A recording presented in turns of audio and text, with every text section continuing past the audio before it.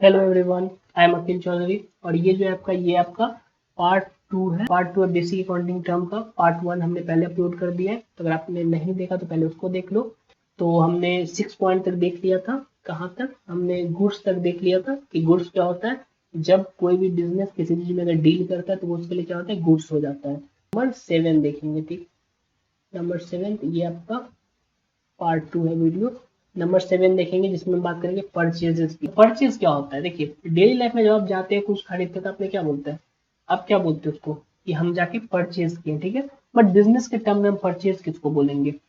देखिए, ऊपर हमने गुड्स के बारे में देखा था। गुड्स किसको बोलते हैं? जो कंपनी, ठीक है, अगर कोई कंपनी जिस चीज में डील करता है उसको हम गुड्स बोलते हैं। इसको जब वो खरीद के लाता है ना, मतलब इसका जब वो परचेज करते हैं, उसको खरीद के लाता है, तो हम गुड्स के बदले हम परचेज वर्ड यूज करते हैं, ठीक है। The term purchase is associated with, ठीक, for purchase of goods. Goods को हम परचेज करते हैं तो उसके लिए इसको हम यूज करते हैं। गुड्स आर द आर्टिकल, ठीक है, परचेज फॉर रीसेल। तो हम इसको रखने के लिए यूज नहीं करते, हम इसको क्या करते हैं, रीसेल, खरीदे बेचे। और प्रोड्यूसिंग द फिनिश्ड, हमने अभी टीवी का एग्जांपल लिया था लास्ट वीडियो में कि एलजी टीवी मैन्युफैक्चर्ड करता है, ये प्रोड्यूस करते हैं, ठीक है। बहुत सारा रॉ मटेरियल लाया, टीवी बनाया, फिर उसका फिनिश प्रोडक्ट उसको बोलते हैं। फिनिश प्रोडक्ट मतलब टीवी बन गया, फिर उसको बेच दिया, उसको भी सोल्ड, उसको भी बेच दिया। तो the term purchases includes both cash and credit purchase of goods. देखो, अगर आप कुछ खरीदने के लिए जाते हो, ये मान लीजिए बिजनेस है, ठीक, ये अगर कुछ खरीदने के लिए जाता है तो ऐसा नहीं हमेशा ये कैश में ही परचेज करेगा, ये क्रेडिट में भी परचेज कर सकता है। क्रेडिट ऊपर समझाया था, क्रेडिट मतलब क्या, उधारी खरीदना। तो कभी कैश में भी खरीद सकता है और कभी क्रेडिट में भी खरीद सकता है। इसीलिए हम क्या बोलेंगे, तो परचेज जो है वो बोथ हो सकता है, ठीक है। या तो वो कैश परचेज हो सकता है या फिर वो क्रेडिट परचेज हो सकता है। ठीक है, अगर इसको हम सिंपल लैंग्वेज में समझे, इन अदर वर्ड्स में, तो goods bought for resale are called purchases.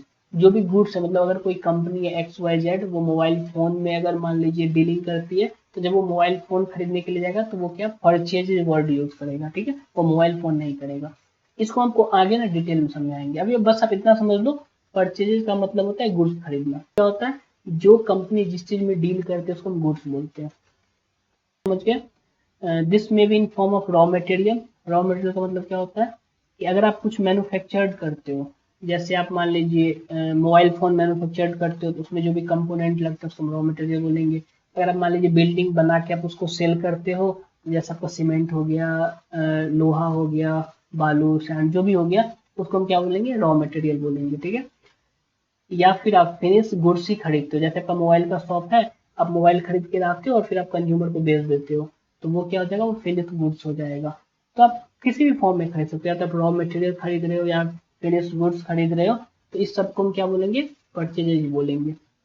लेकिन purchase of assets not called purchase, ठीक है।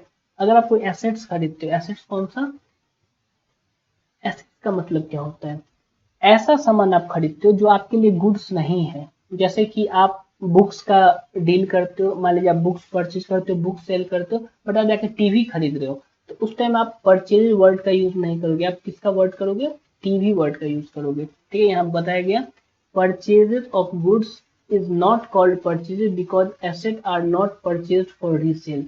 तो परचेज वर्ड उसी में यूज करना है जिसको आप रीसेल के लिए परचेज कर रहे हो। अब अपने लोग आते हैं नंबर 8 पे। 8 में क्या है, परचेज रिटर्न, रिटर्न आउटवर्ड। इसमें देखिए, परचेज रिटर्न का कॉन्सेप्ट बहुत आसान है। जो आपने खरीद के लाया वो आपको पसंद नहीं आया या फिर वो डिफेक्टिव था, तो आपने क्या कर दिया, उसको रिटर्न कर दिया, तो वो क्या हो गया, परचेज रिटर्न।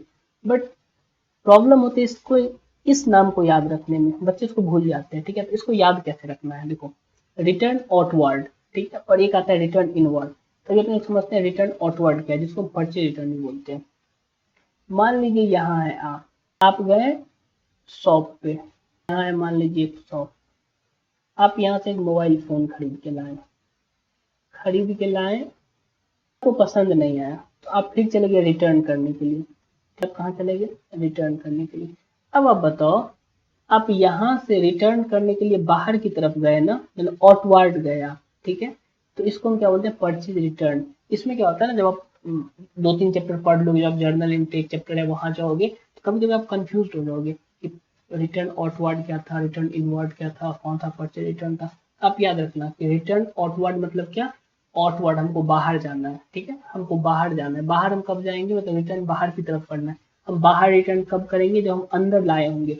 अंदर हम कब लाते हैं, परचेज के टाइम में। तो हम जो सामान अंदर लाए हैं उसी को तो हम बाहर लेके जाएंगे, तो इसको हम क्या बोलते हैं, परचेज रिटर्न। ठीक, goods purchase may be return due to any reason, ठीक, किसी भी रीजन से कर सकते हो रिटर्न, या तो आपने जैसा बोला वैसा गुड्स नहीं है, या फिर कोई डिफेक्टिव है, तो आप इसको क्या बोलते हैं, परचेज रिटर्न। गुड्स रिटर्न बोल दो, या परचेज रिटर्न बोल दो, या रिटर्न आउटवर्ड बोल दो।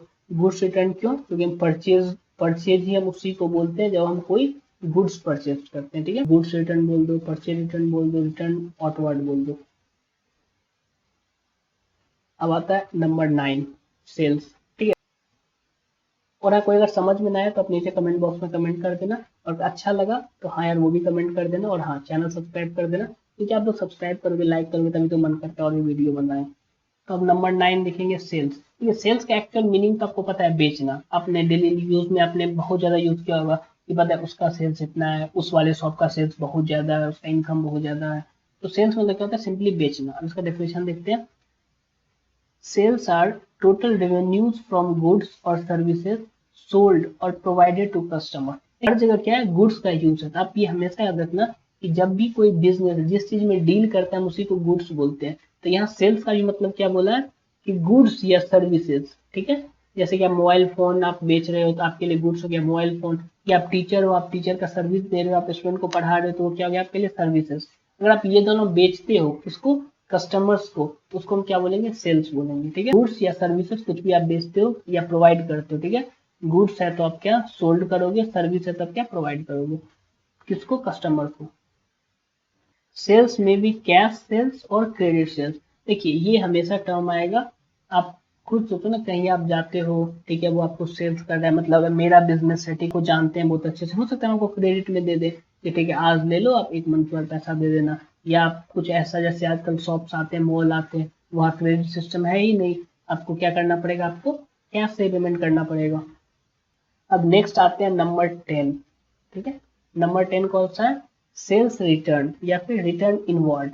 रिटर्न तो सिंपल सी बात है, जो हमने सेल्स किया वो आदमी हमको आके रिटर्न कर दिया, तो हम उसको क्या बोलेंगे, सेल्स रिटर्न।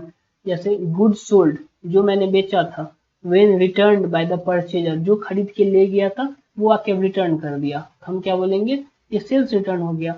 अब रिटर्न इनवर्ड, अभी हमने आउटवर्ड समझाया था, ऐसे हम इनवर्ड भी समझाते हैं आपको। ये है बिजनेस, यहाँ बैठे हैं आप, ये है कस्टमर, ये कस्टमर आपके पास आया, तो आप इसको क्या किया, आप इसको मान लीजिए मोबाइल फोन दिए, गुड्स दे दिए, ठीक है, और ये फिर आ गया कुछ दिन बाद, ये 1 दिन बाद आपके पास फिर से आ गया, बोला भैया जी ये ना फोन हमको नहीं लेना, ये फोन अच्छा नहीं है। तो जो आपके पास गया था वही आपके पास घूम के फिर आ गया, आपके पास इनवर्ड आ गया, ठीक है। परचेज में क्या हो रहा था, वो बाहर जा रहा था, आप उसको बाहर लेके जा रहे थे, बट यहाँ क्या आपके पास अंदर की तरफ आ रहा है, आपके पास इनवर्ड हो रहा है, तो क्या बोलेंगे, रिटर्न इनवर्ड। पर हम देखें यहाँ क्या था, रिटर्न आउटवर्ड, परचेज रिटर्न, और यहाँ हम देखें तो क्या था, रिटर्न इनवर्ड, मतलब सेल्स रिटर्न। इस दोनों को याद रखना, फिर सोचना इनवर्ड हो रहा है, इन क्या चीज हो रहा है, जो पहले बाहर गया वही तो अंदर आएगा ना, तो बाहर कब जाता है, सेल्स करने के टाइम में, तो ये हो गया सेल्स रिटर्न। तो ये भी आपका क्लियर है। अब चलते हैं नंबर 11 की तरफ, स्टॉक। अब देखो स्टॉक समझने के लिए ये सिंपल सा है, समझे। मान लीजिए आप टीवी में डील करते हैं, टीवी आपके लिए क्या हो गया, टीवी आपके लिए हो गया गुड्स, ठीक। देखो इसको ना हमेशा बिजनेसमैन की तरह सोचो, आपको बहुत जल्दी समझ में आएगा ये, और जब रिवाइज करो ना टर्म को, तो भी आप बिजनेसमैन की तरह ही सोचो। तो आपका मान लीजिए एक बिजनेस है, आप टीवी का बिजनेस करते हैं, और आपका गुड्स क्या हो जाएगा, मतलब गुड्स हम क्या बोलेंगे, आपके टीवी बोलेंगे। तो ऐसा तो है नहीं कि आप टीवी गिन के लाओगे, मतलब एक कस्टमर आया तो आप गए एक टीवी लाए उसको सेल कर दिया, ऐसा तो है नहीं। आप क्या करेंगे, मान लीजिए आप 100 टीवी आप लेके आ गए, और इसको आप फिर सोचेंगे कि इसको सेल करते हैं, फिर जब खत्म होगा फिर से ले आएंगे, क्योंकि आपके पास जितना स्पेस होगा और जितना कैपिटल होगा, जितना पैसा होगा उतना ही आप लेके आएंगे। यहाँ क्या है, यहाँ कस्टमर सबको सेल करते हैं। तो मान लीजिए 100 टीवीज आप लाए थे, जिसमें से आप 80 टीवी जो है आपका वो आपका सेल हो गया, और आपका क्या है 20 टीवी जो है आपका वो आपका रेस्ट बच गया। तो इस 20 टीवी को हम क्या बोलेंगे, इसी को हम बोलते हैं स्टॉक। वैसे आप डेली यूज में देखना, जैसे ना कहीं अगर पार्टी होगा तो आदमी क्या बोलता है, अरे स्टॉक में क्या कोक है ना, वो जो बोलते हैं ना स्टॉक में कोक है या स्प्राइट है ना, स्टॉक मतलब क्या, कितना बचा हुआ है। जैसे आप टीवी का बिजनेस करते हैं, आप 100 टीवी लेके आए थे, तो 80 तो सेल हो गया, तो बचा हुआ कितना है, 20 टीवी। तो बचा हुआ है उसी को स्टॉक बोला जाता है कि स्टॉक में कितना है। ठीक, stock is the tangible asset. ठीक है, इसको हम अभी देखेंगे, इसको हम एसेट का जब पढ़ेंगे ना, एसेट्स वाला, ये वाला जब टर्म पढ़ेंगे नीचे, तो हम टेंजिबल आपको बता देंगे। ठीक है, टेंजिबल का मतलब होता है ऐसा चीज जिसको हम छू सके और देख सके। जैसे यहाँ टीवी है, टीवी आपको दिखाई भी देता है, टीवी को आप छू भी सकते हो, उसको क्या बोला जाता है, टेंजिबल एसेट बोला जाता है। Stock is the tangible asset held by an enterprises for the purpose of sale. ये जो टेंजिबल एसेट्स है इसको आप देख सकते हैं। 100 टीवी आप क्यों लाए थे, सेल करने के पर्पज से, in ordinary course of business, मतलब डेली लाइफ में आप उसको बेच सकते हैं, आपका वही बिजनेस है। The purpose of using it production, या फिर आप ऐसा कोई कंपोनेंट है, आपका ऐसा कोई बिजनेस है जो आप प्रोडक्शन करते हैं, आप उस चीज के लिए लाए, तब ऐसा समझो सिंपल, आपका टीवी का बिजनेस है, आप 100 टीवी लेके आए, 80 टीवी बिक गया, बट 20 टीवी आपके पास रिमेनिंग है, उसको हम क्या बोलेंगे, स्टॉक बोलेंगे। ठीक, इसका मेनली जो है वो 2 टाइप्स होता है, opening stock and closing stock. देखो ये सब टर्म ना बहुत ज्यादा इंपॉर्टेंट है, आप पूरे अकाउंट्स में, आप चाहे आप कितने भी हायर क्लासेस में चले जाओ, ये टर्म आपको हमेशा आएंगे। ठीक है, हर क्वेश्चन में ये टर्म आएगा, ओपनिंग स्टॉक, क्लोजिंग स्टॉक। इसीलिए इसको ध्यान से देखो, नोट्स बनाना है नोट्स बना लो, बुक्स में पढ़ना है बुक्स में पढ़ लो। ठीक है, तो यहाँ तक स्टॉक तक तो समझ गए होगे कि स्टॉक क्या होता है, जो रिमेनिंग बच जाता है गुड्स, उसको हम स्टॉक बोलते हैं। अब आता है ओपनिंग स्टॉक और क्लोजिंग स्टॉक क्या है, समझते हैं।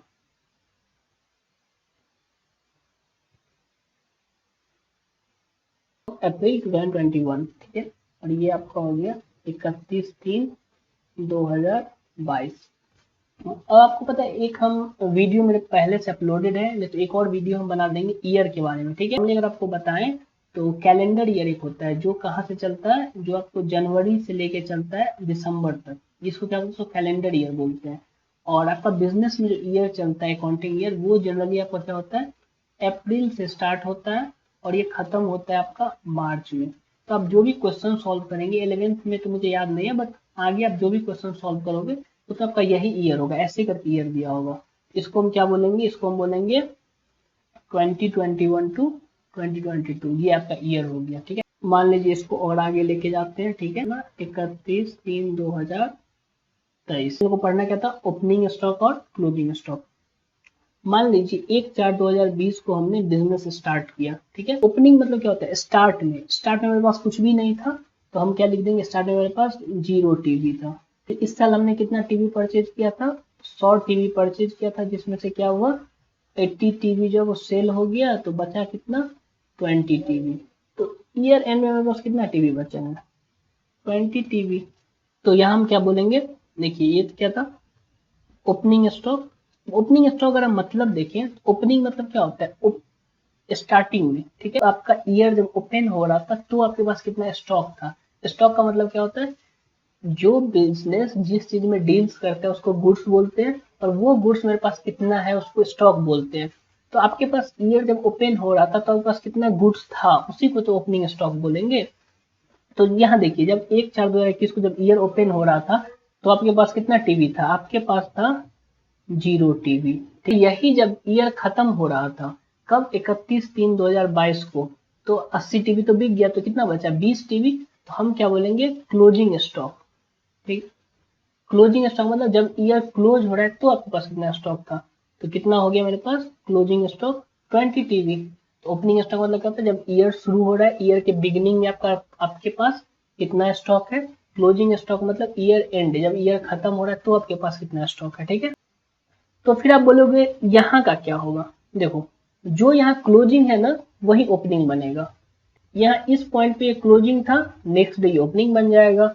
तो इस ईयर के लिए अगर हम बोले, मान लीजिए ओपनिंग स्टॉक मेरा कितना हो गया, 20 टीवी, यही क्लोजिंग बन गया ओपनिंग। और यहाँ का फिर क्लोजिंग स्टॉक क्या हो जाएगा, तो मान लीजिए इस साल मेरे पास 20 था, प्लस मान लीजिए कोई फेस्टिवल का सीजन था, तो हमने क्या किया, हमने इस बार 200 टीवी लिए, 190 टीवी जो है वो सेल हो गया। तो रिमेनिंग कितना बचा, 200 में से 190 गया तो कितना, 10 यहाँ बच गया, 20 यहाँ बच गया, तो लगभग 30 टीवी। तो इस साल मेरा कितना टीवी बच गया क्लोजिंग स्टॉक में, 30 टीवी। ठीक, आई होप आपका ओपनिंग स्टॉक और क्लोजिंग स्टॉक कॉन्सेप्ट क्लियर है। और ये हमेशा याद रखना, कि जो क्लोजिंग स्टॉक होता है वही नेक्स्ट ईयर ओपनिंग स्टॉक बनता है। ओपनिंग स्टॉक क्या है? Opening stock is the stock in hand, मतलब आपके पास कितना स्टॉक है in the beginning of the accounting year, जब अकाउंटिंग ईयर जब शुरू होता है तो आपके पास कितना स्टॉक है। In other words stock in hand at the end of the previous accounting year. अब ये क्यों है? क्योंकि आपको पता है कि प्रीवियस ईयर का जो क्लोजिंग स्टॉक था वही तो इस साल ओपनिंग स्टॉक बनेगा। तो या तो आप बोल लो कि साल के शुरुआत में आपके पास कितना स्टॉक था, या आप बोलो कि पिछले साल का क्लोजिंग आपके पास कितना था, मतलब पिछले साल खत्म होने के टाइम में आपके पास कितना स्टॉक था। और दूसरा करते हैं बात किसका? क्लोजिंग स्टॉक का। क्लोजिंग स्टॉक क्या होता है? तो closing stock is the stock in hand at the end of the accounting year. तो अकाउंटिंग ईयर जब खत्म होता है तो लास्ट डे के पास कितना स्टॉक है उसी को हम क्या बोलेंगे? Closing stock.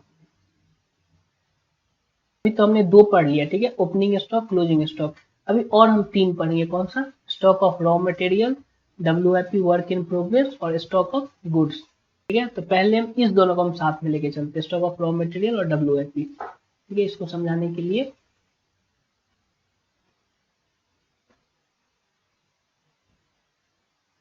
तो देखना है stock of raw material, stock of WIP और स्टॉक ऑफ गुड्स। इस तीनों को हम एक साथ ही देख लेते हैं, आराम से यहाँ खत्म हो जाएगा। देखिए, बिजनेस जो है वो आपका दो टाइप्स का होता है। ठीक है, बिजनेस ऐसा होता है कि जो आपका परचेज सेल करता है। ठीक है, परचेज सेल मतलब क्या? अगर मान लीजिए कोई बिजनेस है जो कि मोबाइल फोन में डील कर रहा है, क्या करेगा? वो मोबाइल फोन परचेज करेगा और फिर मोबाइल फोन कस्टमर को सेल कर देगा। ठीक है, उस टाइम में जो इसके पास स्टॉक बच जाता है उसको हम सिंपली क्या बोलेंगे? उसको हम बोलेंगे आपका स्टॉक ऑफ गुड्स। ठीक है, देखो वो जैसे 100 टीवी वाला एग्जांपल था, तो 100 टीवी था, 80 टीवी क्या हो गया? सेल हो गया। तो 20 टीवी उसके पास क्या हो गया? स्टॉक ऑफ गुड्स बचा हुआ है। ठीक है, ये तो हमने स्टॉक ऑफ गुड्स देखा। दूसरा देखो, दूसरे में आपका फिर से तीनों कवर होगा। कुछ ऐसे बिजनेस होते हैं कि जो आपका मैन्युफैक्चरिंग होते हैं, जो मैन्युफैक्चर्ड करते हैं। मान लीजिए आप क्या लैपटॉप मैन्युफैक्चर्ड करते हैं। ठीक है, तो सबसे पहले आप क्या खरीदते होंगे?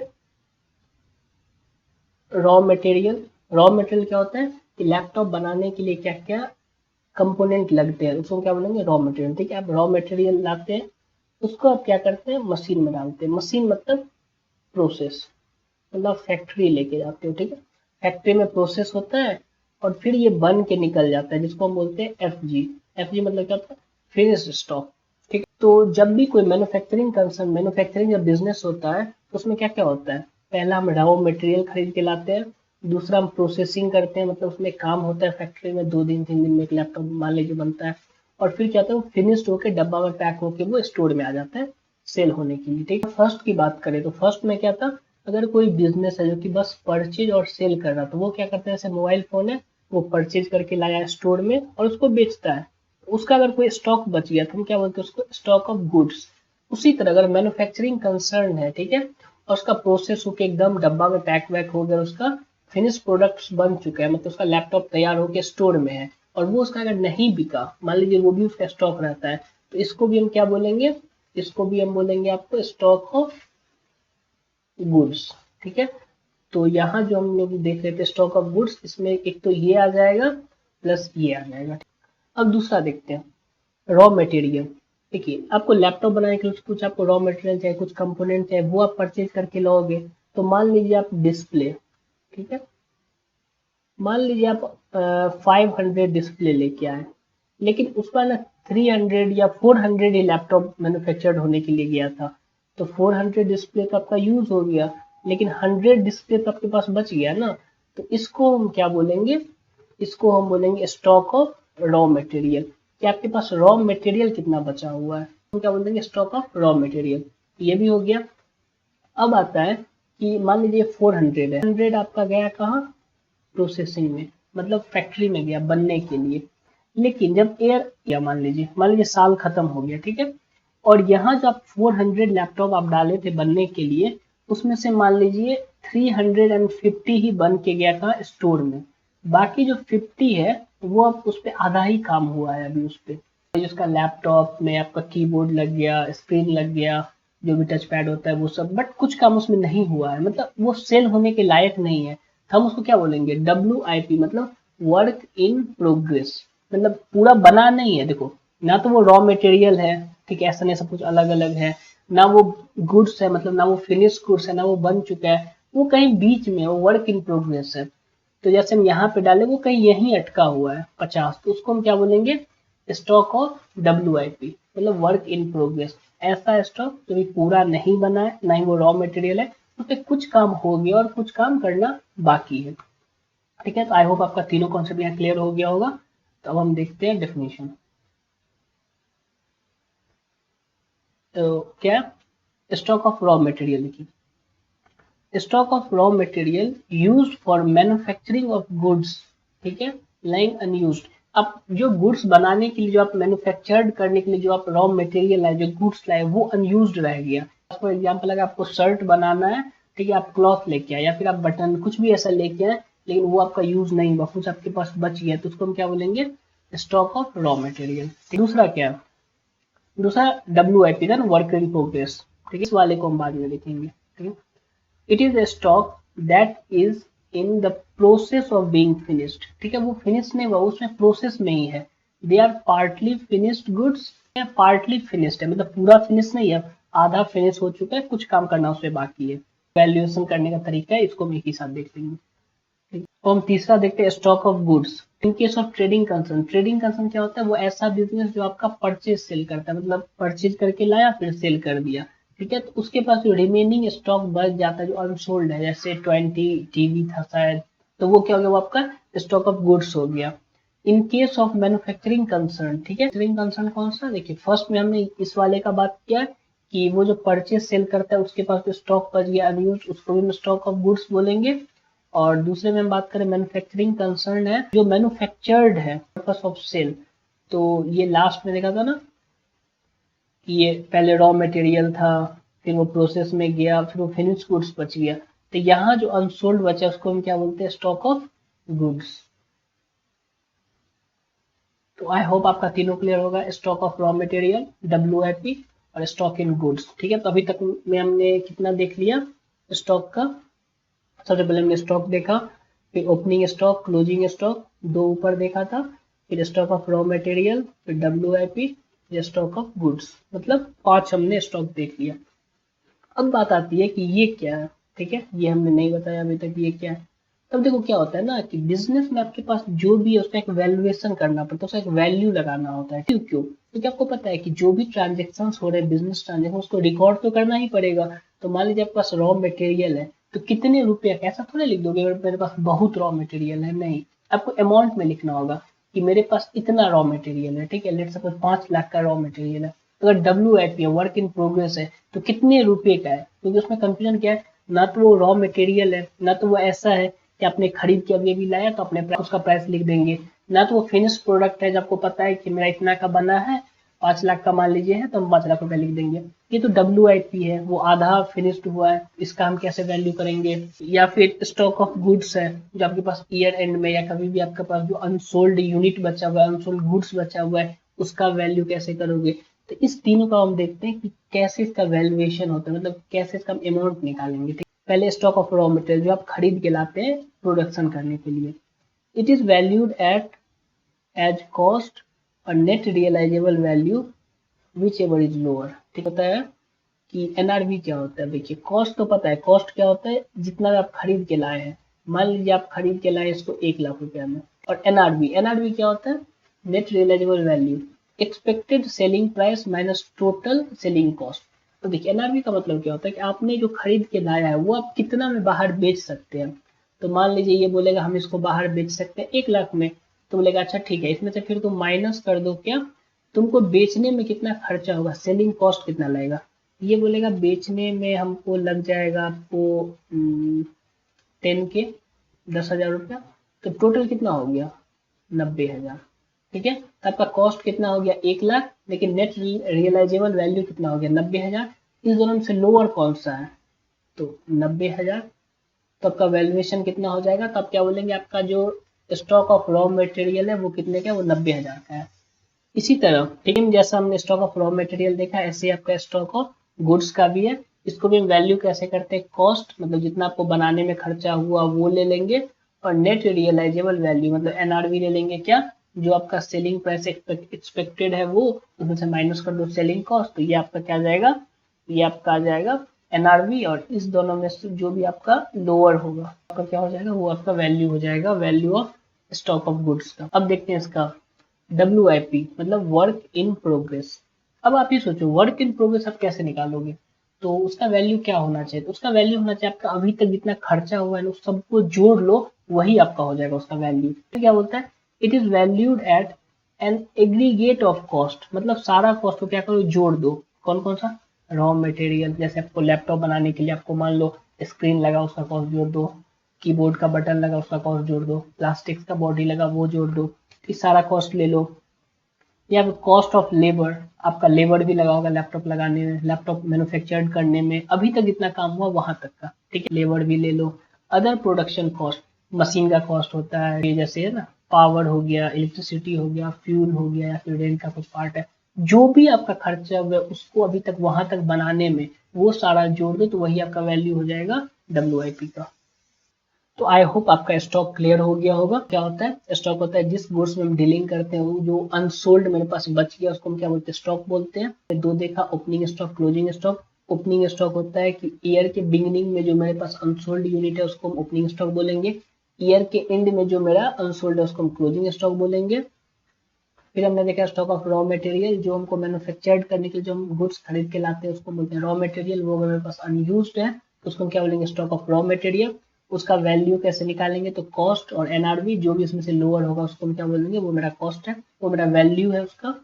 और WIP वर्क इन प्रोग्रेस क्या होता है, जब हम रॉ मटेरियल को प्रोसेस में डालते हैं मतलब फिनिश प्रोडक्ट नहीं बनता है, वो बी पार्टली फिनिश है, उसको क्या बोलते हैं WIP। हम कॉस्ट कैसे निकालते हैं, उसका वैल्यूड कैसे करते हैं, उसको किस वैल्यू पे हम लिखते हैं बुक्स ऑफ अकाउंट में, तो जो भी अभी तक खर्चा है वो सारे को हम जोड़ लेंगे। लास्ट हमने देखा था स्टॉक ऑफ गुड्स। तो स्टॉक ऑफ गुड्स क्या होता है कि जो ऐसा ट्रेडिंग कंसर्न, ऐसा बिजनेस जो सेल और परचेज या परचेज और सेल करता है, मतलब खरीद के लाता है और बेचता है, उसके पास जो रिमेनिंग गुड्स है वो, या फिर अगर कोई मैन्युफैक्चरिंग कंसर्न है तो उसका जो फिनिश प्रोडक्ट है, मतलब सब कुछ करके जो बन होके स्टोर में आ गया, वो अगर अनसोल्ड है तो वो क्या हो गया, स्टॉक ऑफ गुड्स हो गया। तो इसको वैल्यू कैसे करते हैं, इसको भी सेम एज करते हैं रॉ मटेरियल की तरह, कि कॉस्ट और एनआरवी जो भी लोअर होगा वही इसका वैल्यू हो जाएगा। चलिए अब देखते हैं, stock is classified in the balance sheet as a current asset, ठीक है, this is valued at the basis of cost और market price which is lower, इसको भी छोड़ते हैं।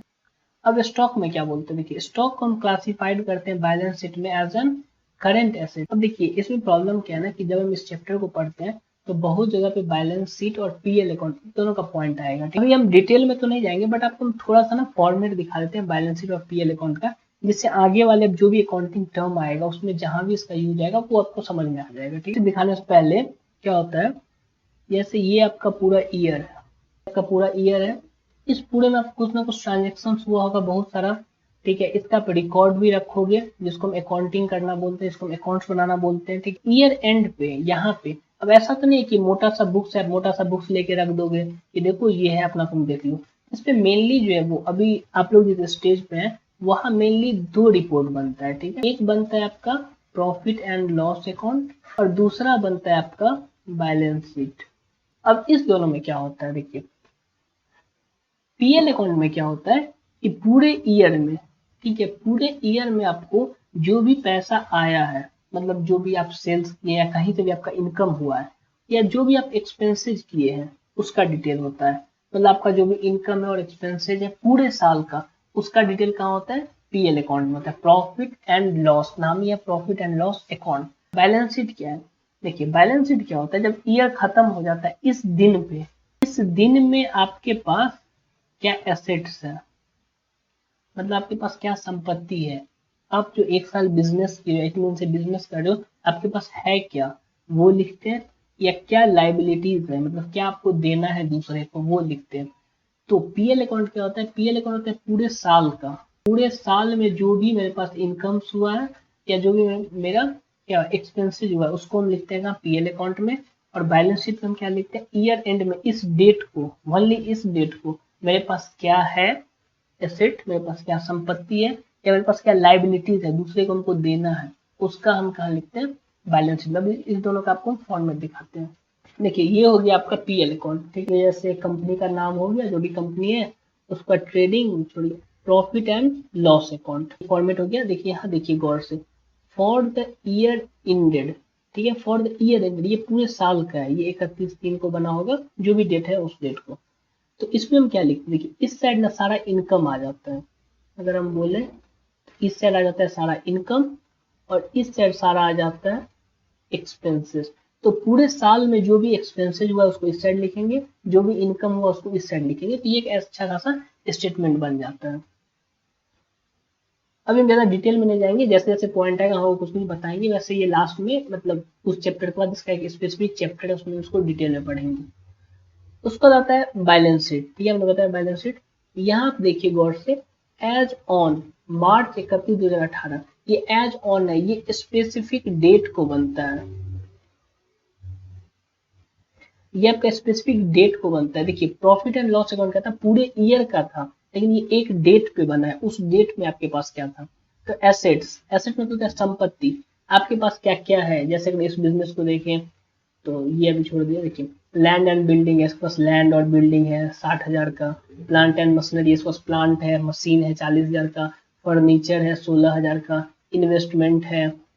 तो अपने लोग जो अभी पॉइंट पढ़ रहे थे उसमें क्या था, यहाँ क्या था, stock is classified in the balance sheet as a current asset, मतलब बैलेंस शीट में हम करेंट एसेट में हम किसको लिखते हैं, स्टॉक को, ठीक है, तो बैलेंस शीट में लिखते हैं, ये बैलेंस शीट का फॉर्मेट हो गया। ठीक है, इसमें डिटेल में नहीं दिया हुआ है, लेकिन यहाँ देखिए यहाँ लिखा हुआ है क्लोजिंग स्टॉक, ठीक है, अगर इसको हम हेडिंग बनाते तो यहाँ मेरा हेडिंग आ जाता करेंट एसेट्स का, ठीक है, वो फॉर्मेट पता नहीं दूसरा सा फॉर्मेट ऐड हो गया। और यहाँ होता है आपका फिक्स्ड एसेट, पहले फिक्स्ड एसेट्स लिख फिर करेंट एसेट्स लिखते हैं, करेंट एसेट्स के अंदर में आ जाएगा आपका क्लोजिंग स्टॉक, कितना है इसके पास 80,000 का, मतलब ईयर एंड में इसके पास 80,000 का ऐसा माल बचा हुआ है, ऐसा गुड्स बचा हुआ है जो इसका सेल नहीं हुआ है। तो यही यहाँ भी बोल रहा है कि स्टॉक को हम कहाँ लिखते हैं, बैलेंस शीट में करेंट एसेट्स में।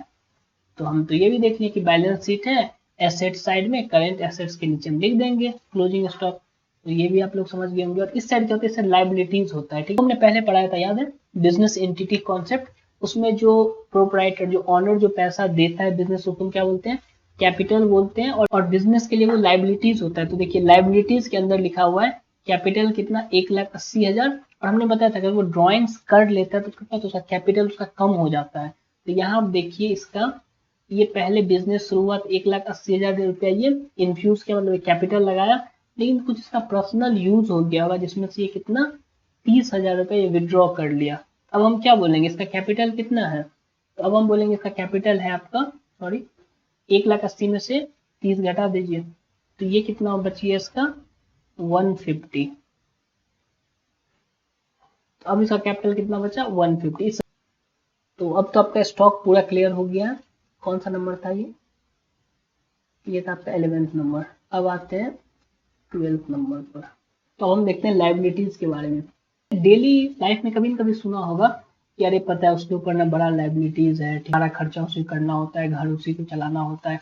तो अब हम इसमें देखते हैं कि फाइनेंशियल अकाउंटिंग में लाइबिलिटीज का मतलब क्या होता है। तो हमेशा याद रखो कि आप बिजनेसमैन की तरह आपको सोचना है, इसमें हम जो भी पढ़ेंगे वो बिजनेस से ही रिलेटेड होगा। Liabilities means the amount owned, मतलब payable by the business to outsider and to the proprietor. अब क्या बोलता है देखिए, लाइबिलिटीज मतलब क्या होता है, देनदारी, अगर हम हिंदी वर्ड बोले तो क्या होता है, शायद ये होता है देनदारी होता है, ठीक है, देन मतलब हमको देना है किसी को। तो ये मान लीजिए आपका बिजनेस है, तो इसको बोलते हैं बिजनेस को ना पैसा देना है, किस किस को देना है, तो या तो प्रोप्राइटर को देना है, प्रोप्राइटर बोले या हम क्या बोल दे ऑनर बोले, या फिर आउटसाइडर को देना है। अगर हम यहाँ आपको एक सिंपल सा एग्जाम्पल बताएं, देखिए ऑनर कैपिटल लगाया था, और अभी हमने देखा कि कैपिटल बैलेंस शीट में कहाँ दिखता है, लाइबिलिटीज साइड में। क्यों, क्योंकि बिजनेस जो कैपिटल लिया है इससे, देखिए बिजनेस तो ऑनर से अलग है, क्यों, क्योंकि हमने बिजनेस एंटिटी कॉन्सेप्ट में पढ़ा था। अगर बिजनेस अगर ऑनर से अलग है तो ये जो इसमें पैसा लगाया है, ठीक है, उसको हम कैपिटल बोले थे, तो ये इसको रिटर्न भी तो करना पड़ेगा। मतलब बिजनेस जो हमेशा लाइबिलिटीज है, मतलब बिजनेस के पास लाइबिलिटीज है किसका, ऑनर का, तो ये इसको पैसा रिटर्न करना होगा जो हम कैपिटल के फॉर्म में इसमें लगाए थे। तो ये किसका हो गया, प्रोप्राइटर का। दूसरा होता है आउटसाइडर, अगर मान लीजिए आप कोई सामान खरीद के लाए, मान लीजिए आपने अभी रॉ मटेरियल देखा, तो आप गए रॉ मटेरियल परचेज करने के लिए, कोई ऑफर था, कुछ ऐसा था, तो आपने क्या किया, आप 8 लाख का परचेज कर लिए। और मान लीजिए आपने 5 लाख का कैश में परचेज किए और बाकी कितना 3 लाख हुआ ना, 3 लाख का आपने क्रेडिट में परचेज कर लिया। हमने ये भी पढ़ा है क्रेडिट परचेज क्या होता है, उधार में परचेज करना। तो अगर आप ये उधारी में परचेज किए तो आपको पैसा तो चुकाना होगा ना, तो ये आपका क्या होगा, आपका लाइबिलिटीज हो गया थर्ड पार्टी के लिए, आउटसाइडर के लिए, क्योंकि आपको 3 लाख रुपया उसको देना है। तो आउटसाइडर वाला भी हमने ये देखा। और प्रोप्राइटर का कौन सा लाइबिलिटी होता है, तो एज ए कैपिटल हम बोल सकते हैं कि जो भी पैसा प्रोप्राइटर हम पे लगाया है, जो भी ऑनर हमको पैसा दिया है, वो हमको रिटर्न भी तो करना है ना, तो उसको हम क्या बोलेंगे, प्रोप्राइटर के लिए। अब वेरियस काइंड है लाइबिलिटीज का। सबसे नंबर 1 हम देखते हैं कौन, इंटरनल लाइबिलिटीज। देखिए इंटरनल क्या होता है, अंदर की बात, मतलब बिजनेस के अंदर। एक्सटर्नल क्या होता है, बाहरी। Internal liabilities is the amount owned by the business to the proprietor of the business. तो ये देखिए मालिक का जो पैसा रखा हुआ है ना बिजनेस, तो वो क्या बोलेगा, ये मेरा इंटरनल लाइबिलिटीज है यार, क्योंकि मालिक ही तो है। अगर अपना हम इसको नहीं मानते, फिर भी ये क्लोज तो है मेरे से ना, एक्सटर्नल से तो ज्यादा क्लोज है। और साइडर आप किसी सामान खरीद के लाए, उससे तो ज्यादा क्लोज आपका ऑनर है ना, तो हम क्या बोलेंगे इसको, इंटरनल लाइबिलिटीज। ठीक है, it represent in the balance sheet as a capital और फ्री रिजर्व। करते हैं बैलेंस शीट में, लाइबिलिटीज साइड में कैपिटल आपको दिख रहा है, यही तो हुआ इंटरनल लाइबिलिटीज, जो ऑनर का पैसा रखे हुए हैं। और दूसरा बोल रहा है फ्री रिजर्व, इसको भी आप छोड़ दीजिए, हम आगे और पढ़ाएंगे तो आपको समझ में आएगा, अभी आप कैपिटल तक ही समझो।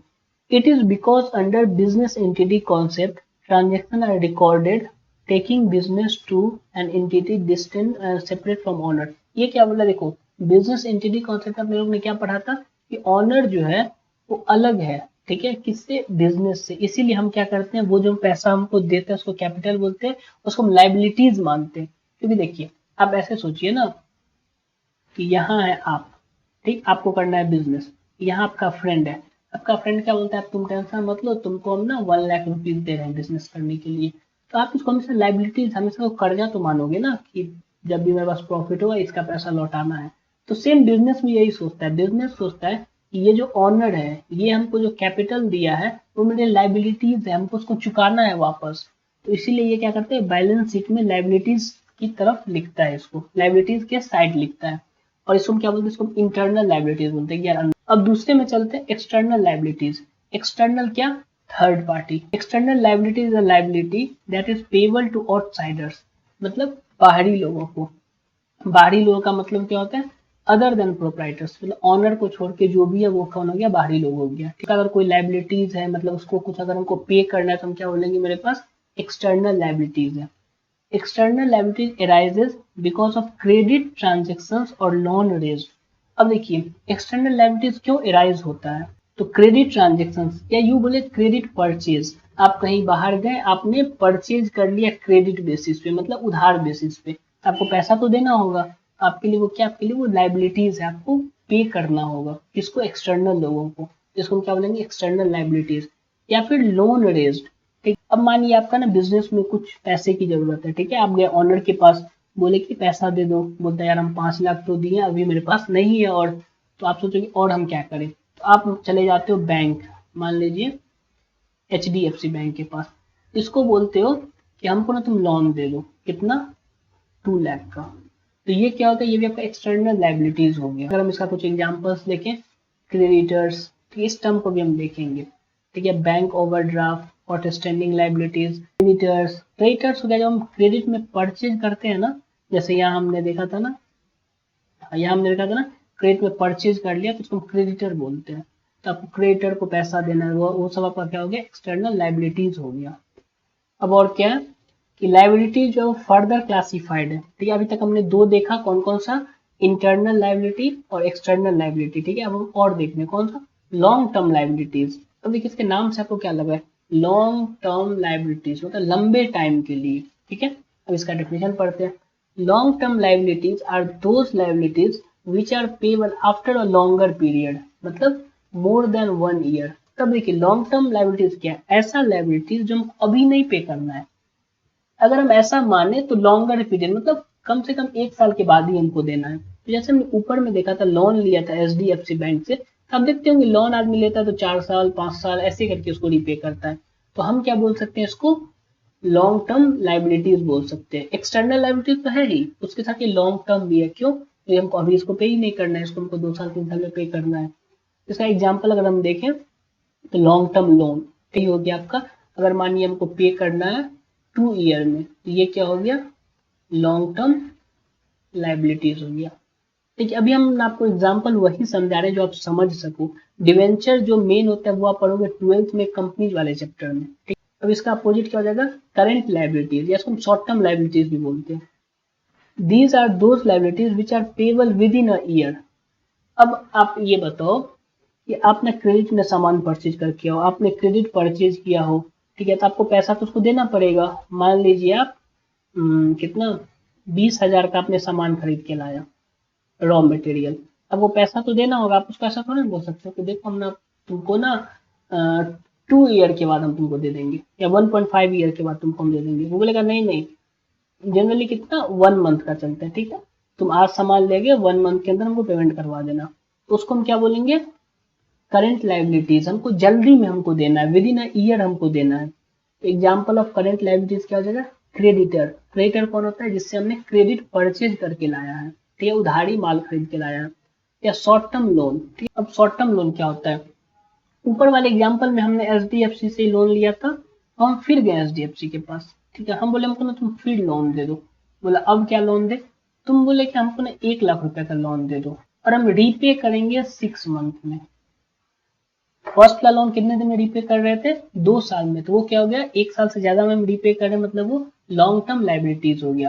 बट अब सेकेंड जो हम लोन लेने गए हैं वो क्या हो गया, वो आपको 1 लाख का लोन है, बट हम 6 महीने में ही वापस कर देंगे, तो उसको हम क्या बोलेंगे, शॉर्ट टर्म लोन, मतलब कम टाइम के लिए हम लोन ले रहे हैं, वो भी मेरा क्या हो जाएगा, करंट लाइबिलिटीज।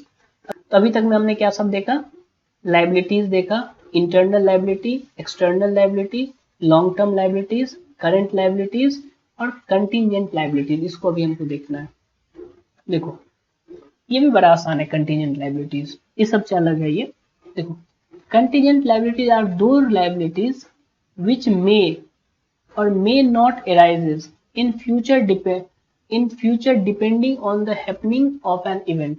अब देखो ये क्या है ना, इसको मैं आपको एग्जांपल लेके समझाते हैं, ठीक। अब मान लीजिए आपका बिजनेस था और ये आपका फ्रेंड था, आपने इसको बेच दिया एक मोबाइल फोन। अब ये मोबाइल फोन क्या हो गया, ये मोबाइल फोन कर गया ब्लास्ट। ऐसे आपके फ्रेंड को कुछ हुआ नहीं, ये कर गया आपका बूम। ये आया आपके पास कि भैया आपका ना मोबाइल खराब था, मेरा मोबाइल ब्लास्ट कर गया। आप बोले नहीं मेरा मोबाइल तो बहुत अच्छा था, तुमने कुछ किया होगा, जो आजकल रियलिटी में चल रहा है, ठीक है। आप सोशल साइट पे आप देखना, ट्विटर पे जाके मोबाइल फोन ब्लास्ट कर जाता है, जो कंज्यूमर है, कस्टमर, वो बोलता है कि भाई हम आपका ही चार्जर यूज कर रहे थे फिर भी ब्लास्ट कर गया, बट कंपनी बोलता है नहीं तुमने कोई और चार्जर यूज किया होगा या कुछ और किया होगा। तो ये क्या हो गया, आपका फ्रेंड का मोबाइल कर गया ब्लास्ट, ये आया आपके पास कि हमको नया फोन दो, प्लस हमको डैमेजेस जो हुआ हमको वो भी दो। ये बोलता है नहीं वो तो हम देंगे नहीं, तो ये चला जाता है आपका कोर्ट। मान लीजिए चला जाता है आपका हाई कोर्ट। हाई कोर्ट में जाके आप पे ना केस कर दिया ये कि देखो हमने इसका फोन लिया था, फोन कर गया ब्लास्ट, मेरा फोन तो गया ही, प्लस हमको कुछ एक्सपेंसेस भी हो गया, हमको कुछ खर्चा भी हो गया, हमको हॉस्पिटल जाना पड़ा, तो हमको ना डैमेजेस चाहिए, मतलब जो भी मेरा खर्चा हुआ है वो तुम इससे रिकवर करवा दो। तो अब देखिए अभी तक जो हमने लाइबिलिटीज देखा, लॉन्ग टर्म लाइबिलिटीज ये नहीं है, करंट लाइबिलिटीज ये नहीं, क्योंकि अभी हमको उसको पैसा देना ही नहीं है।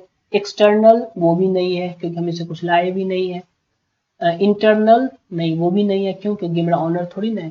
तो देखिए अभी तक कोई लाइबिलिटीज नहीं है, क्यों, क्योंकि हम तो मना करे भाई तुमको हम पैसा देंगे नहीं, और ये बोल रहे नहीं पैसा दो। अब केस कहाँ हो गया, हाई कोर्ट में।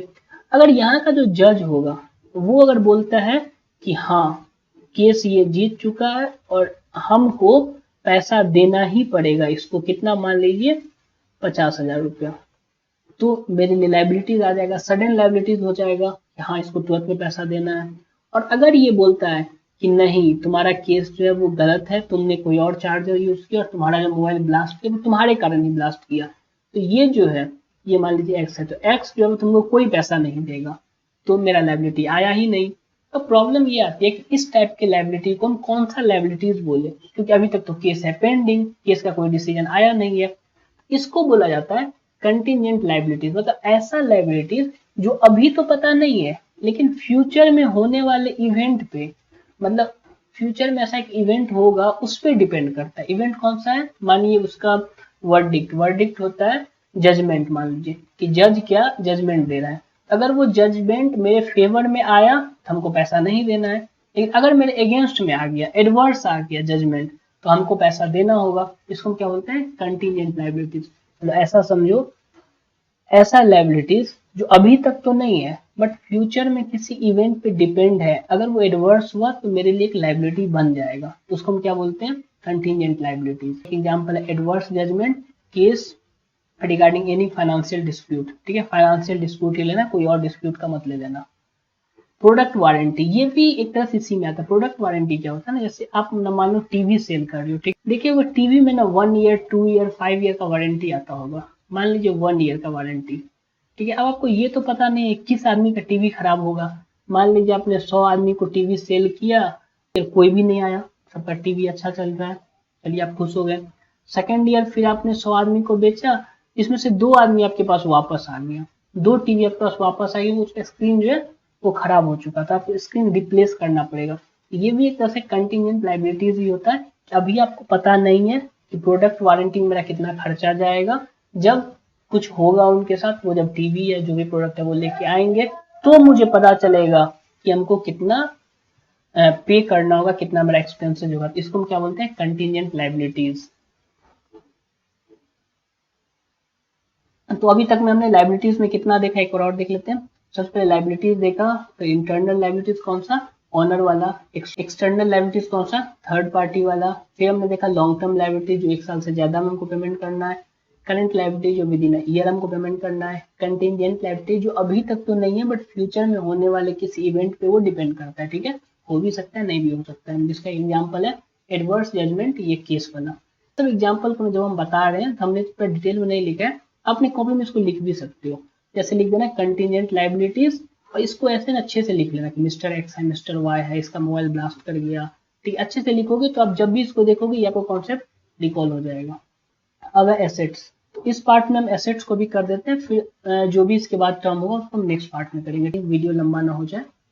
Assets are the property, legal rights owned by an individual or business to which the money value can be attached. In other words, ये पढ़ो, anything which will enable the firms get cash or benefited in the future is an assets. देखो क्या होता है, देखो assets आदमी खरीदता है जिससे ना मेरा बिजनेस आराम से चल सके। जैसे मान लीजिए आप ऑफिस के लिए बिल्डिंग परचेज करते हो, क्यों, आपका ऑफिस अच्छा हो जाए, आपका बेनिफिट मिले उससे। देखो अच्छा ऑफिस होने से ज्यादा आदमी आएगा, आपको उसका बेनिफिट होगा।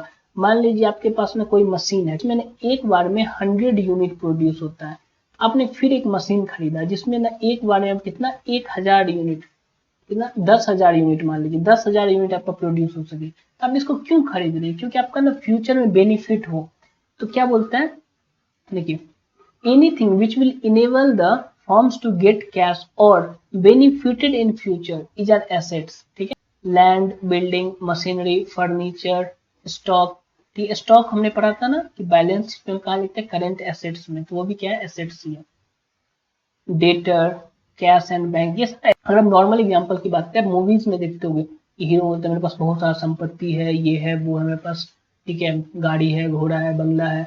ऐसे ही देखते हो इधर अगर आसपास देखोगे पड़ोस में किसी के पास बहुत सारा गोल्ड रखता है जमा करके, क्यों, क्योंकि फ्यूचर में अगर कुछ काम हो तो उसको हम इनकैश करके हम उसको यूज कर सके, तो वही एसेट्स होता है। तो यहाँ हम बिजनेस के प्रोस्पेक्टिव से पढ़ रहे हैं। अब इसके अगर हम कैरेक्टरिस्टिक्स देखें, ठीक है, तो इसमें 3-4 आते हैं, जैसे कि इट शुड बी ओन्ड, क्या, प्रॉपर्टी बाय एन इंडिविजुअल और एन ऑर्गेनाइजेशन, बिजनेस और नॉन बिजनेस। देखो सबसे पहले जो प्रॉपर्टी है वो आपका तो होना चाहिए ना, इसको ओन्ड करना चाहिए। अब ऐसा नहीं किसी और का प्रॉपर्टी बोलोगे भाई ये मेरा ही है। इट मे बी टेंजिबल और इनटेंजिबल। टेंजिबल मतलब क्या होता है, जिसको हम देख सके, जिसको हम छू सके, जो फिजिकली एग्जिस्ट करता हो। और इनटेंजिबल ऐसा चीज जिसको हम ना देख सके ना हम छू सके, जैसे कि प्यार होता है, नहीं होता है, प्यार को ना देख सकते हैं ना छू सकते, बस एहसास कर सकते हैं, हवा हो गया, उसी तरह होता है इंटेंजिबल। इसको हम नीचे और पढ़ेंगे, ठीक। उसके बाद it should be have some value attached, कुछ value capable of being measured in money term, वो मनी टर्म में मेजर्ड हो सके। अभी तक में हमने क्या पढ़ा, अभी तक हमने सिंपल देखा एसेट्स क्या होता है। एसेट्स एक तरह से ऐसा चाहिए जो उनको फ्यूचर में बेनिफिट करता हो, मेरे पास ओन्ड हो, कुछ उसका मॉनेटरी वैल्यू होना चाहिए। अब इसका हम टाइप्स पढ़ेंगे, उसमें को और ज़्यादा क्लैरिटी आएगा। तो फर्स्ट टाइप है टेंजिबल एसेट्स, सेकेंड टाइप है इनटेंजिबल। देखो, जिसको हम देख सकें, छू सकें, ठीक है, टच कर सकें, उस और उसका क्या हो, फिजिकल एग्जिस्टेंस हो, उसको हम क्या बोलेंगे, टेंजिबल एसेट्स।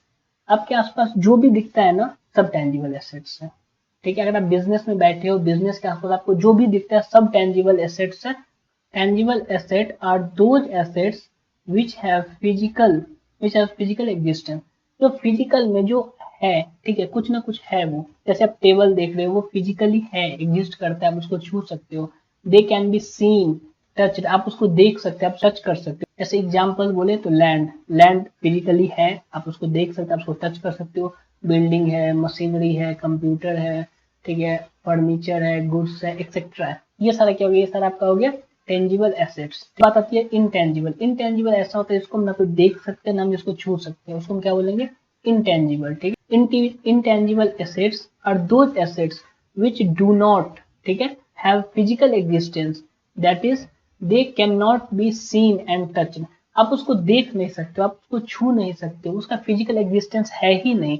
तो अब बोलोगे इसका एग्जाम्पल क्या है, तो इसका एग्जाम्पल को थोड़ा समझाना पड़ेगा। जैसे आपका एक है पेटेंट, गुडविल, ट्रेडमार्क।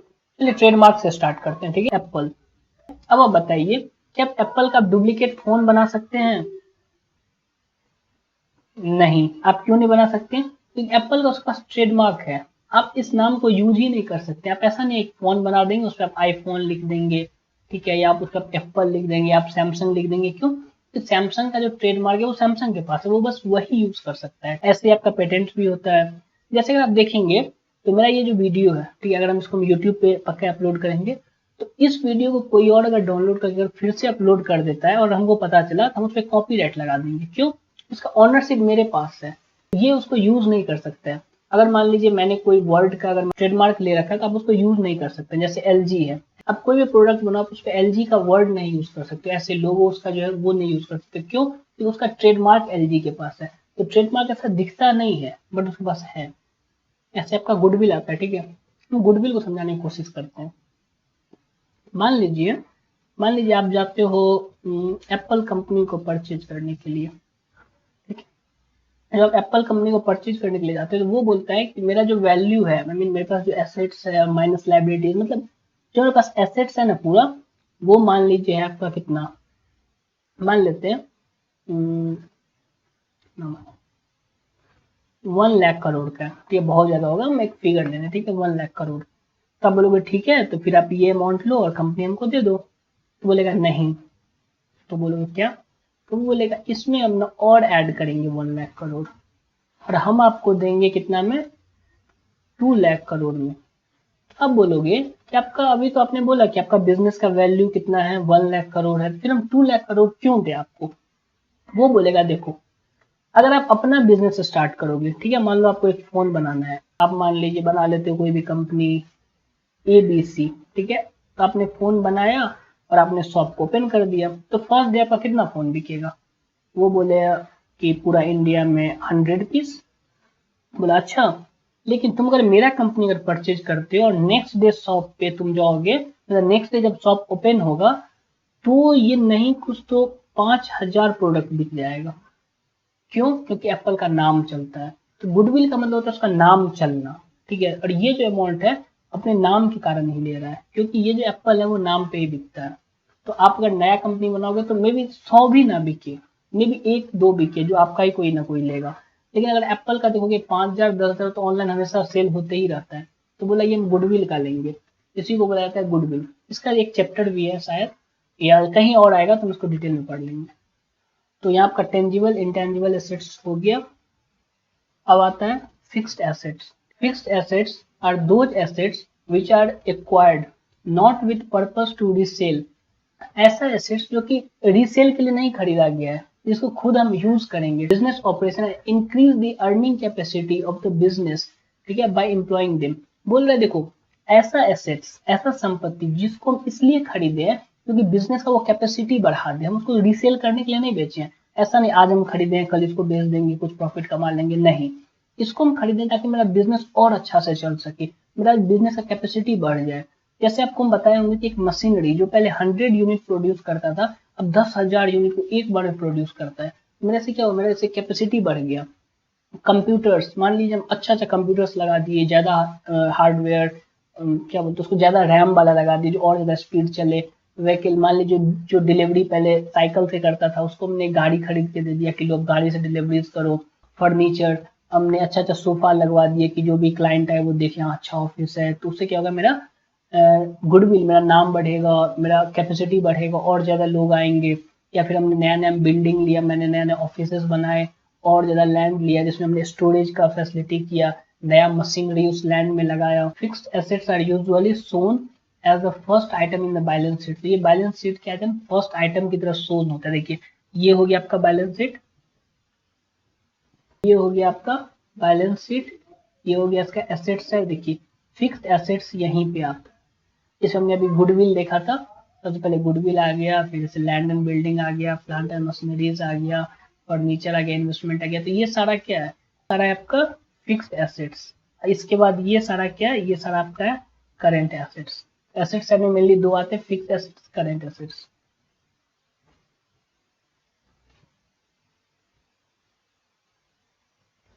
अब देखते हैं करेंट एसेट्स, ठीक है। Current assets are those assets which are retained in the business with the purpose to convert them into cash within a short period, says 1 year।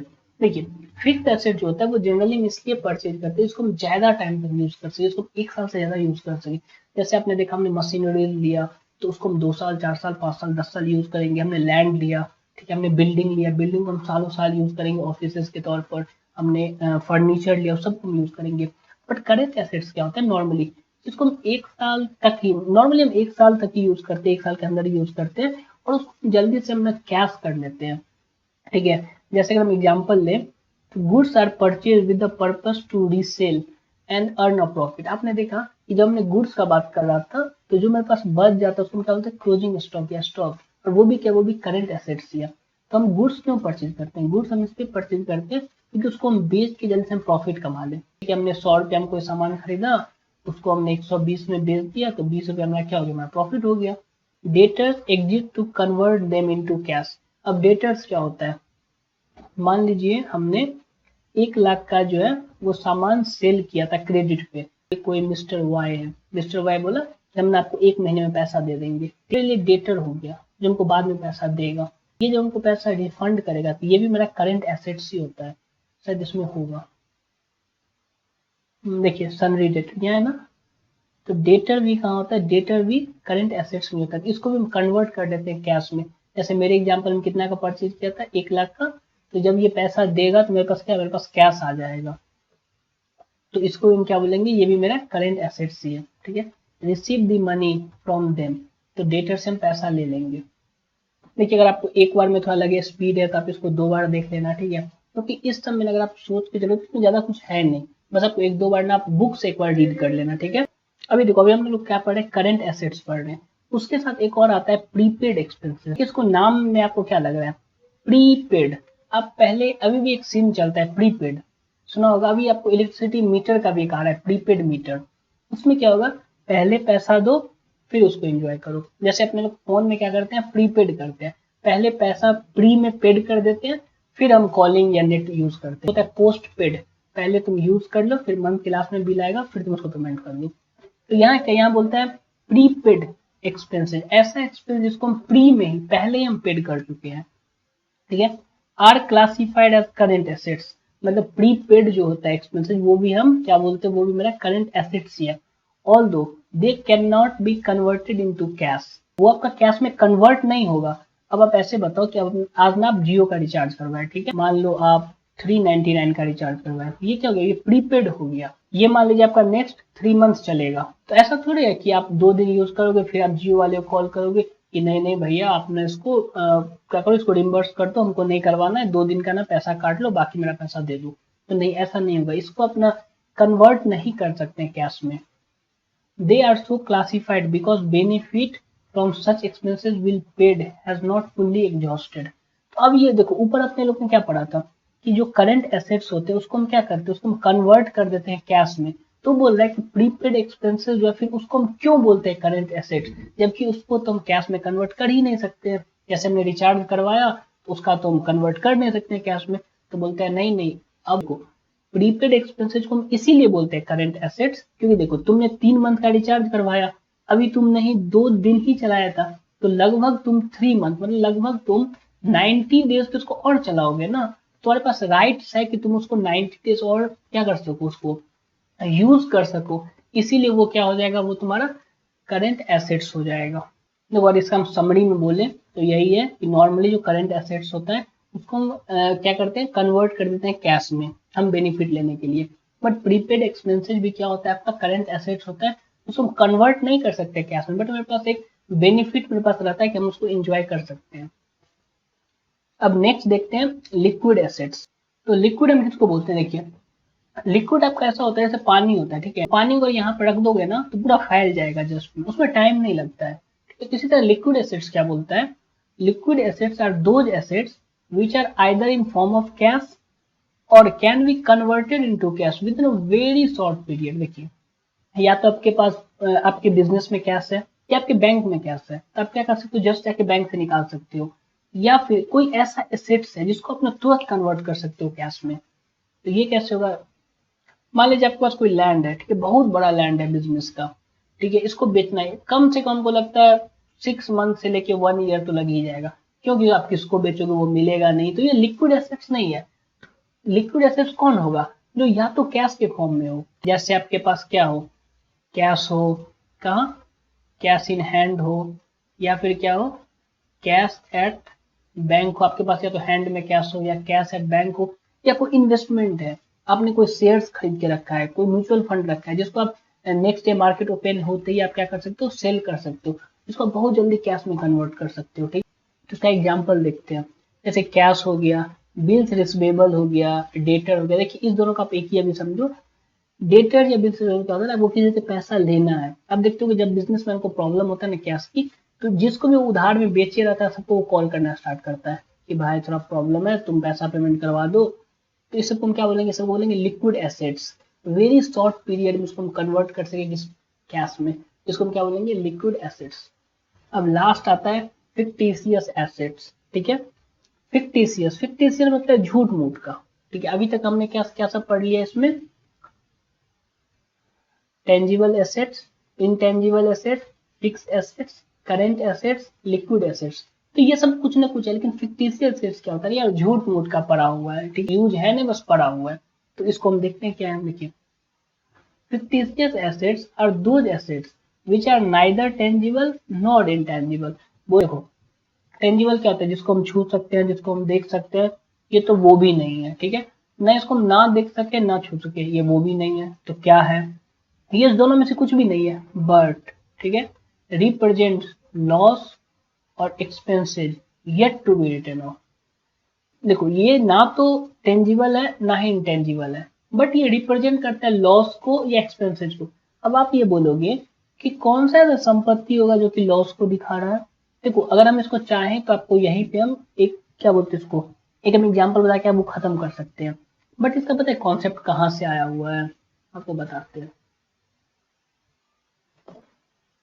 देखिए पता है इसका कॉन्सेप्ट कहाँ से आया हुआ है, ये मान लीजिए आप बिजनेस करते हैं, ये आप ऑनर हैं, ये आपका बिजनेस है, ठीक, आप इसको क्या, आप इसको पैसा दिए कैपिटल, तो ये इसके लिए क्या हो जाता है, ये उसके लिए लाइबिलिटीज हो जाता है। कैपिटल पे क्या कमाता है, प्रॉफिट कमाता है, प्रॉफिट भी आपका ही पैसा हुआ, ये भी इसके लिए लाइबिलिटीज हो जाता है। ये सोचता है अरे यार देखो वो हमको 5 लाख रुपया दिया था, मान लीजिए 5 लाख रुपया दिया था, इस पे हमने 10,000 रुपया कमाया, ये सब तो उसी का है, इसके लिए तो लाइबिलिटीज है कि यार जल्दी से ले जाओ अपना। बट अगर आपने 5 लाख रुपया लगाया और इस पे लॉस हो गया, लॉस कितना हो गया, मानिए 20,000 रुपया, तो ये इसके लिए एसेट्स हो जाएगा।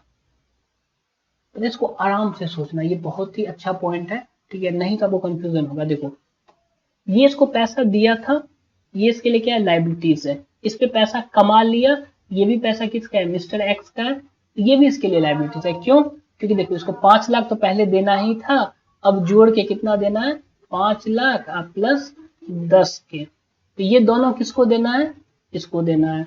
लेकिन अब दूसरे केस में देखो 5 लाख रुपया कैपिटल लगाया था, बट कंपनी में ना बिजनेस में लॉस हो गया, कितने का, 20,000 का। तो अब ये जो है बिजनेस वो क्या बोलेगा, ये तो मेरे लिए एसेट्स है। एसेट्स क्यों है, क्योंकि ये बोलेगा हमको मिस्टर एक्स से लेना है, देना नहीं है, हमको लेना है। तो अब ये क्या करेगा, 5 लाख रुपया कैपिटल था, माइनस कर देगा लॉस कितना, 20,000 रुपया। अब उसका कितना हो जाएगा, अब बस यही लाइबिलिटीज है कंपनी का। तो हमेशा याद रखना, जो लॉस होता है वो बिजनेस के लिए एसेट्स होता है, और जो प्रॉफिट होता है उसके लिए लाइबिलिटीज होता है। क्यों, क्योंकि प्रॉफिट इसको रिटर्न करना है और लॉस इसको इससे लेना रहता है। तो इसीलिए अगर हम यहाँ देखें तो ये क्या बोलता है, ये ना तो टेंजिबल है ना ही इंटेंजिबल है, बट ये किसको दिखा रहा है, लॉस को दिखा रहा है। अब आप समझ गए लॉस होते हुए भी क्यों ये एसेट्स है।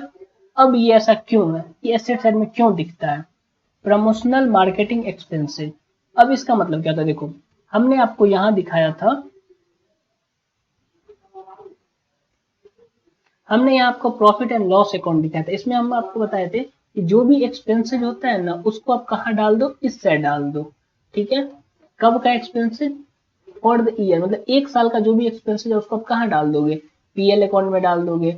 लेकिन फिर हम यहाँ क्या बोल रहे हैं, यहाँ बोल रहे कोई भी एक्सपेंसेस है ना वो भी एसेट्स हो जाएगा। एसेट्स कहा जाता है, एसेट्स जाता है आपका बैलेंस शीट में। अब आप बोलोगे कि सर अगर ये एक्सपेंसेज है तो इसको हम पीएल अकाउंट में क्यों नहीं लिखे, तो इसको हम बैलेंस शीट में क्यों लिख रहे हैं। अब इसका एक रीजन है, देखो मान लीजिए आपका एक कंपनी है एबीसी, आपका इसका प्रोडक्ट नहीं बिक रहा है, तो आप क्या करोगे, आप करोगे एक एक्टर को बुलाओगे। ठीक है, मान लो आप एसआरके को बुला रहे हो और एसआरके को बोलते हो अच्छा सा एड बनो जिससे मेरा ना एकदम नहीं तो पूरा प्रोडक्ट मेरा बिक जाए। तो ये आपसे लेता है मान लीजिए 5 करोड़ रुपया। अब आप ये बताओ, जब आप एसआरके आपका ऐड करेगा तो क्या इसका बेनिफिट एक साल ही रहेगा, नहीं, 1 साल हुआ, 2 साल हुआ, 3 साल हुआ, 4 साल हुआ, नहीं तो एक आंखों में ना एक जम जाता है कि यार इसका एड एसआरके करता है, बहुत अच्छा होगा, शाहरुख खान करता है इसका एड। तो इसका 5 करोड़ का जो बेनिफिट है वो एक साल में ही खत्म नहीं होगा। तो ये जो एक साल वाला खर्चा है इसको हम कहाँ लेके जाएंगे, इसको हम लेके जाएंगे पीएल अकाउंट में, क्योंकि इस साल का खर्चा है। लेकिन बाकी ये जो बचा हुआ है इसका तो हम बेनिफिट आगे के सालों में लेंगे ना, इसको हम कहाँ लिखते हैं, बैलेंस शीट में, कहाँ, एसेट साइड में। इसी को हम क्या बोलते हैं, फिक्टिशियस एसेट्स। ये देखो ये कोई एसेट्स नहीं है, ये है खर्चा ही, बस हमको ऐसा लगता है कि इसका बेनिफिट हमको आगे भी मिलेगा, इसीलिए हम इसको बैलेंस शीट में लिख रहे हैं। फिर अगले साल जब हम जाएंगे तो ये वाला जो खर्चा है तो इसको हम पीएल में लेके चले जाएंगे, फिर ये वाला खर्चा है इसको हम पीएल में लेके चले जाएंगे। इसी को बोलते हैं रिटर्न ऑफ करना, मतलब जो बैलेंस शीट में दिख रहा है उसको ईयर बाय ईयर तुम लेके चले जाओ पीएल अकाउंट में। ठीक है, उसको एक्सपेंसेस साइड में दिखा दो। आई होप यहाँ तक आपका क्लियर हो गया है। देखिए लास्ट में अगर कुछ ज्यादा हो गया, कुछ डीप में हम चले गए तो आप इसको एक बार अच्छे से सुनना, क्योंकि हम चाहें ना इसको आराम से हम खत्म कर सकते हैं बहुत जल्दी में। लेकिन ना ये ऐसा कॉन्सेप्ट है कि जो आप बाद में जाओगे 12th में उससे आगे जाओगे तब आपको ये नहीं पता चलेगा ऐसा क्यों हुआ था। इसीलिए इसको वीडियो को आप 2 बार 3 बार देखना, आप नोट्स बना लेना, बुक्स पढ़ना, आपको सब कुछ समझ में आएगा। ठीक है, और हाँ अगर वीडियो अच्छा लगा हो तो प्लीज लाइक्स करना, ठीक है, और चैनल को सब्सक्राइब कर देना। और नेक्स्ट पार्ट अभी इसका और आएगा, क्योंकि अभी शायद कुछ और अकाउंटिंग टर्म बचेंगे, अब छोटा छोटा ही होगा, तो उसको हम आगे बताएंगे। ठीक है।